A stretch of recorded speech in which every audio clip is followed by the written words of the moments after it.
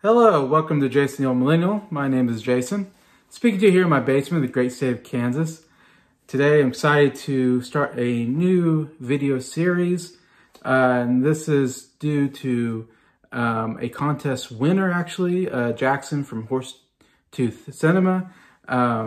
He won my Oscar predictions contest, so he got to pick my next big project that I'm going to be doing on the channel.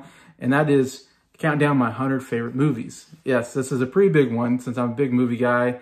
I've been keeping lists for a long time and I keep changing my list around. And again, I took a really hard look at my list, and it is hard putting together 100 because there's so many movies that I absolutely love that I had to cut out, and it was hard to cut out. But for right now, this is the 100 that I'm going with for 2024. The Jason, the Old Millennial 2024 list of 100 favorite movies. So this should be a lot of fun. In this first video, I'm going to do number 100 through number 6. So I hope you enjoy this. Let's get to it.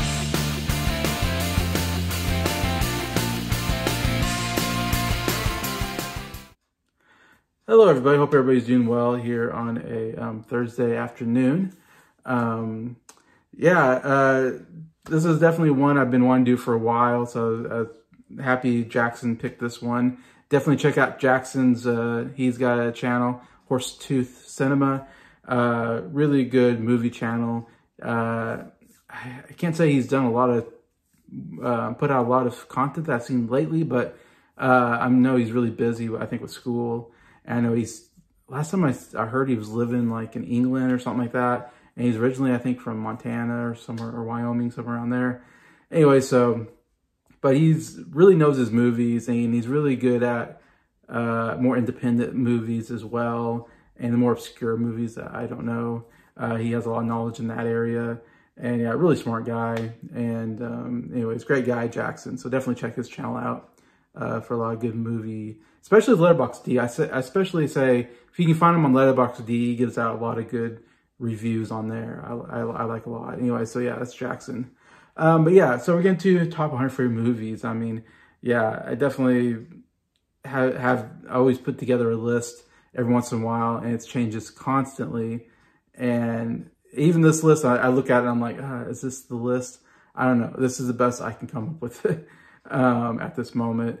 I'm pretty, it's like I'm pretty secure on like my top 25 are pretty much my top 25. Everything else feels like it could move in any direction, But just to say about myself when it comes to movies, if you know me, I like all kinds of movies, except for I'm not a big fan of horror movies, so you're not going to see any horror movies on this list. I think I'm pretty big on action movies. I do love good action movies, so you can see a lot of action movies on this list. I like a good comedy. You're going to see some good comedies on here, and there's also good dramas as well. There's going to be some big name movies. There's going to be some maybe obscure movies here and there. And there's going to be movies from about every decade from the 30s to current. I think the most recent movie I have is 2019 is the most recent movie I have on this list. And the latest movie on this list is probably like 1939. So, I mean, I have movies from all decades. So I'm a guy who watches movies all from the about the 1930s onward. To me, it doesn't matter what decade it is. A good movie is a good movie. If you have a good story, good acting, you can make a good movie no matter how old it is, in my opinion. And I'm a fan of animation. You're going to see a lot of animated movies on my list. I'm still a big fan of animation movies. Been since I was a kid, of course. And I like you're not going to see a lot of hard R movies on my list, I would say. Especially as comedies. I don't have radar comedies on my list. I don't like a lot of gross out comedy type stuff. That's not my style. I do love good family movies. So there's going to be some good family films here. I like movies that are encouraging and inspiring as well. You'll see those on my list. I do like sci-fi, you can see, and fantasy, so you can see some sci-fi and fantasy movies on my list for sure. So just a little bit about myself, you know. And there's gonna be some big movies that aren't gonna be on here because there's some big movies that I'm not into as much for various reasons. Anyway, so just say, take with a grain of salt. This is my opinion. Everybody has their own what they like, you know, when it comes to movies, it's all subjective, whatever. So you just have to know the way I am, this is the kind of movies I like, and it's going to be different for everybody. I don't have a lot of depressing movies. I don't like depressing movies. I don't like movies that are like too dark and have not happy endings. I love happy endings. And so there's a lot of those critically acclaimed movies that are on here because they're just a little too dark for me, just to say. Anyways, but yeah, so let's get to number 100 on my list. Number 100 favorite movie is, let me see if I can get to the right place here. Back to the Future 3. Yes, I got my trilogy book here. But yes, it's the third one out of the three. It makes it into number 100 on my list. I'm a huge fan of the whole trilogy, Back to the Future. And FYI, all three movies are making it on my top 100 favorite movies list. This is my least favorite of the three, yet I still like it so much. I had to put it in number 100. I am such a huge fan. This is one of my favorite trilogies of all time. And I love this third movie is much different than the first two. It feels like they definitely did something really different here. While the movies are about, you know, going through time. The first one, you're going through from 1985 to 1955. Second one, you're jumping to 2015, I believe, and then going back to 1955. So there's a lot of time jumps. This one, we're time jumping way back to, what, 1885 or something like that. We're going back to the Wild Wild West days. You know, so it's definitely much different because we're seeing it. Usually we have it involving the McFly family. And so, I mean, it's still McFly family, but it's not anybody that he knows. Like, it's usually in the realm of his parents and so forth. But here we go way back in his ancestry to the Old West, where he goes back to find Doc, because Doc gets put back in the past, and he goes back there because he sees his grave site that he gets murdered back in 1885. So it goes back to save him, basically.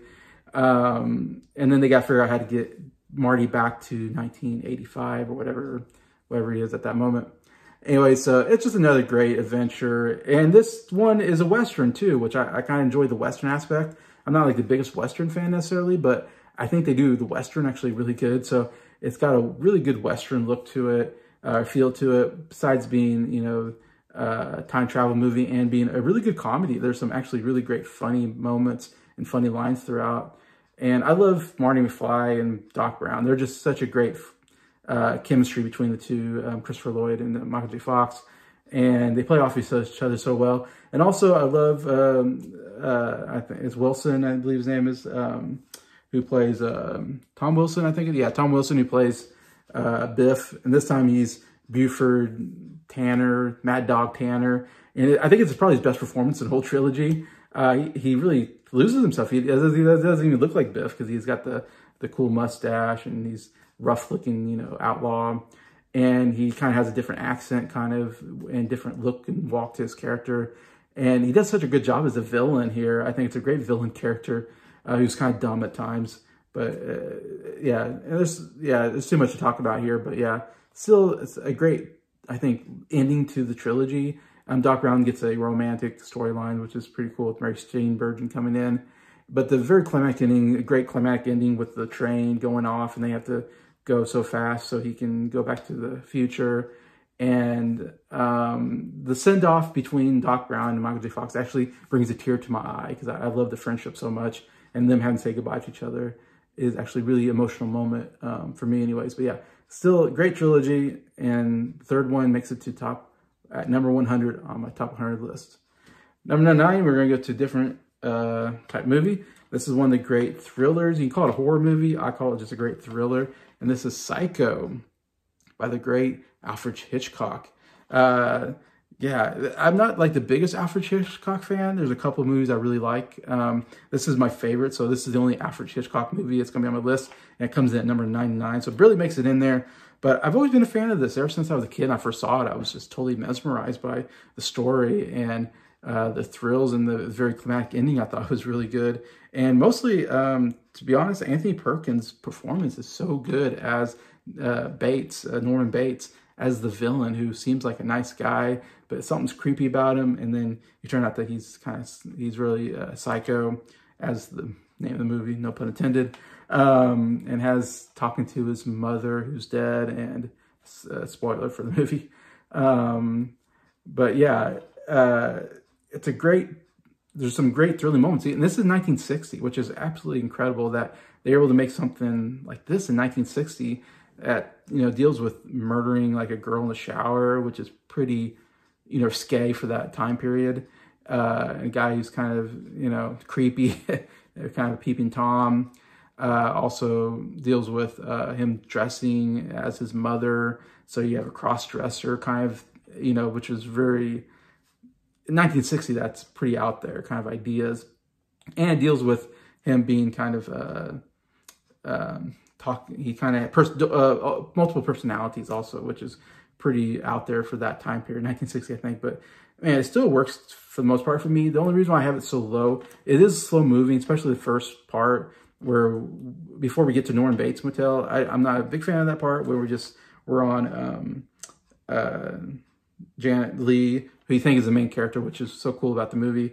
We follow her, and you think it's this, she's stealing money and all this, and she's on the run. And then all of a sudden it turns to a different movie once you get to Norman Bates Motel, and you find out she just happens upon this psycho murderer, Norman Bates, that runs a hotel. But yeah, that's when the movie really takes off. So I think there's slow moving there. The scene with him and Janet Leigh is so good. You know, and so many great stuff about, you know, a son's best friend is his mother, which is such a great, creepy line. Like, okay, I like my mother too, but I wouldn't say that out loud. But, you know, stuff like that. And you can tell he's crazy. I think it should have been an Oscar performance. Anthony Perkins should have gotten an Oscar for that performance. I think it's so good. He really sells the character well. It's really his career-defining character, or movie for him, for sure. And let's say about the shower scene. That shower scene is so well done. The music, beep, beep, beep, beep. I mean, music is perfect. I love the music. The way they cut and edit how he stabs her in the shower. Even though they do it in a way so you don't see any nudity, you don't see really any blood, still it's horrifying to watch. Even today, so many years later, I still can watch it and go, wow, that's such a well done scene and so intense. I think they do such an amazing job. It's like most iconic scene in the movie for a pretty good reason. And then the scene where he has to cover up the murder is very slow moving. It takes too long. So they could have done something better. They could have edited this better, maybe more fast paced. But then the rest of the part where where the sister and the boyfriend's trying to investigate, that's all great. And again, the climatic scene is really kind of intense and scary and done very well. So I still put this in my top 100 because I think I can't deny. And also the very end where you find out, we kind of get the, you know, what exactly what's going on with Norman Bates and why he is the way he is. I think still a cool scene, and the reveal of the character, I guess you can say, and what was going on is great reveal. So I have to put it in my top 100 because it's still, I think, a very iconic movie, and one I've always loved since I was a kid. So it's still in there at number 99, Psycho. Number 98, so a movie I saw in the movie theater, and it's another really great, tense, one of the most tense movies I've ever seen, where I was on the edge of my seat the whole time, and that is Patriots Day, starring Mark Wahlberg. There you can see on the front there, and this is based on true event of the Boston bombing, Boston Marathon bombing, I should say. Gosh, it seems like it happened such a long time ago, but I remember when it happened, and it was such an incredible, awful event. And man, I was glued to my TV. And it was so crazy because they had two terrorist bombers who then were on the run. And it was this whole thing of like, oh, they're going to catch him. They're on the run. and they catch one brother or whatever, kill one brother, the other brother's still on the run. And I remember that manhunt was such, it took maybe a week before they found him, but every day you're like, glued to the news, seeing what was going to happen. And so it's incredible that it actually turns into a really good, intense movie. I never thought of it being a movie, but they did a good job with this. And Mark Wahlberg gives the best performance I think he's ever given in his career. Enough, I think it could have been an Oscar-nominated performance. I think he was really good in the role. Mark Wahlberg's gotten better, I think, as an actor as he's gotten older. Really good cast, though. I mean, with Mark Wahlberg there. Kevin Bacon in a role, John Goodman, J.K. Simmons, Michelle Monaghan plays his wife. So really good performances by all of them. And then you also see like how the Boston bombing, how it affects different people that were there. And then there's one guy who gets his car. They take his car with him in it and they kidnap him. And then we see what happens to him, which I didn't know that story part. And that's a really intense part, how he gets away from that situation. Oh, it's so good. Another guy we see gets killed, and it's very sad. And the bombing part is just very sad. And I cry my eyes out. When I saw it in the movie theater, man, I bawled my eyes out. And every time I see it today, I still cry my eyes out because I remember the feeling of when it happened and how awful and how terribly he felt about that whole situation. And going back to it just brings up those feelings again. But, and again, it's just so intense. My heart just pounds when I watch it. It's very sad, but then also very satisfying because they do catch him at the end and bring justice to these two murderers, senseless murders that happened at this time. So it's a good movie that really pinpoints a very important event in our history, American history, I think, in a really good way. And then the very end is so cool because they show the real people that they're portraying in interviews and stuff like that. So you get to see everybody that's portrayed in the movie, which is really cool. But yeah, if you haven't checked it out, definitely check this out. I think a really great movie, Patriots Day, number 98. Number 97 is probably my favorite martial arts movie of all time. And it's pretty low on here. I didn't put a lot of martial arts. Like, again, this is, I believe, well, I put a couple of martial arts. Never mind. I do remember I did put one more martial arts movie on here. But it's definitely, well, this is my favorite martial arts actor, and that's Jackie Chan. And the movie is Police Story. This is my favorite Jackie Chan movie. And I'm a big Jackie Chan fan. I got a couple of his movies. Would love to get more. I just have the DVD. I'd love to get the Criterion Collection Blu-ray. Would be at some point. It's a little expensive, but it has both 1 and 2 in there. But man, what a cool movie. Jackie Chan, he plays kind of more, this is takes place in the 80s. This is when it was made. So it's more of a modern day action movie where he plays a police officer going after this drug lord, I guess, mafia guy in China. And it kind of gets framed for murder and stuff like that. So he's on the run from the police at one point, and he's trying to catch this guy, that they're going after.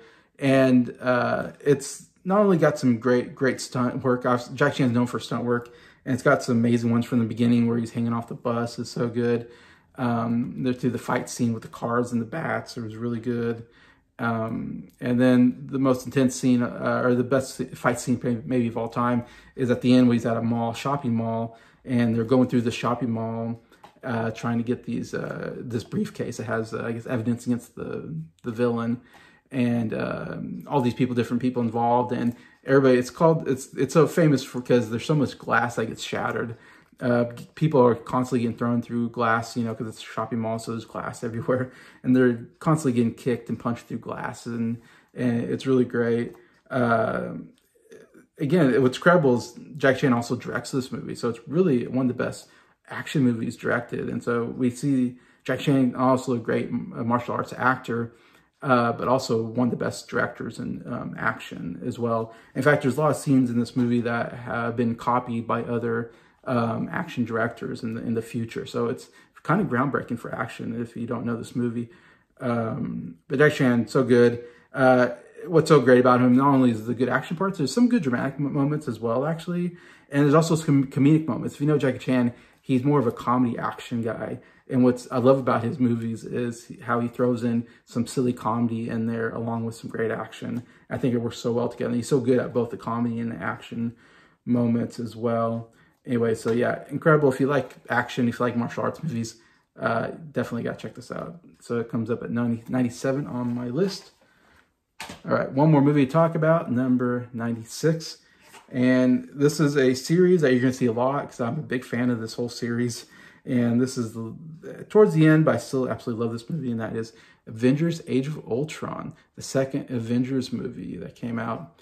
Yeah, you're going to see a lot more MCU movies because and I've heard some people might say, Jason, you got too many MCU movies in my top 100. I'm sorry, but this is it's not all about the Oscar movies.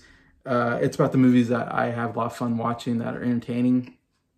And MCU movies, at least early on, made some of the most entertaining, fun movies out there. And I had such a blast watching this one over and over again. I feel like there's a lot of hate for this movie. People don't like it. It's a little too long, maybe.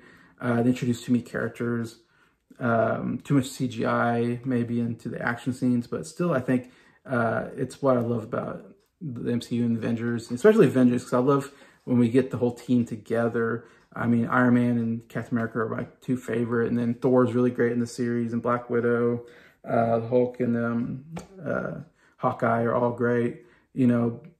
And really great villain though. Ultron's actually a really good villain. I love James Spader. I think has a great voice for this. We also get introduced to Wanda and Quicksilver in this, and also I'm forgetting his name, but well, you know, I think he's not on here, but he's back here. But this guy back here, you also get him in the movie as well. Played by, I think, what's his name, Paul something. I can't read it because it's too small lettering. But anyways, hopefully you know what I'm talking about. So some good intros here. It is maybe a little too long. I can see someone saying, but it's a fun action movie. The action moments are great. It begins with a really cool action sequence with them fighting and some good slow-mo and all that. And then, like I said, when Ultron comes on, they have to figure out how to defeat him.